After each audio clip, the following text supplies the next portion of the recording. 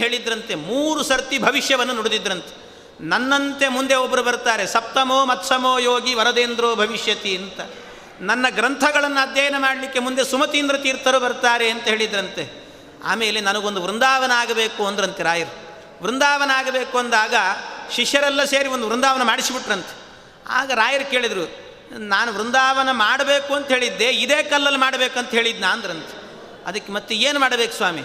ಇಲ್ಲ, ಇನ್ನೊಂದು ರಾಮದೇವರು ಕೂತ ಕಲ್ಲಿದೆ, ಅದೇ ಕಲ್ಲಿಂದ ಆಗಬೇಕು ಅಂತ ಮಂತ್ರಾಲಯದ ಹತ್ತಿರ ಇರುವಂಥ ಮಾಧವಾರಂ ಕ್ಷೇತ್ರದಲ್ಲಿ ಇದ್ದ ಕಲ್ಲನ್ನು ತರಿಸಿ ಅದರಿಂದ ವೃಂದಾವನ ಮಾಡಿಸಿದರು.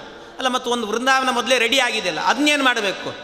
ನನ್ನಿಂದ ಮುಂದೆ ವಾದೀಂದ್ರ ತೀರ್ಥರು ಅಂತ ಬರ್ತಾರೆ, ಆ ವಾದೀಂದ್ರ ತೀರ್ಥರಿಗೆ ಈ ವೃಂದಾವನವನ್ನು ಮಾಡಿ, ಅಷ್ಟೇ ಅಲ್ಲ ಆ ವೃಂದಾವನ ಎನ್ನುವುದು ನನ್ನ ಪಕ್ಕದಲ್ಲೇ ಇರಬೇಕು ಅಂದ್ರಂತೆ ರಾಯರು. ನನ್ನ ಪಕ್ಕದಲ್ಲೇ ಯಾಕಿರಬೇಕು ಅಂದರೆ ಬಹಳ ಜನರಿಗೆ ಗೊತ್ತಿಲ್ಲ. ನಾವು ಪ್ರದಕ್ಷಿಣೆ ಮಾಡುವಾಗ ರಾಯರಲ್ಲಿ ಮಂತ್ರಾಲಯದಲ್ಲಿ ರಾಯರ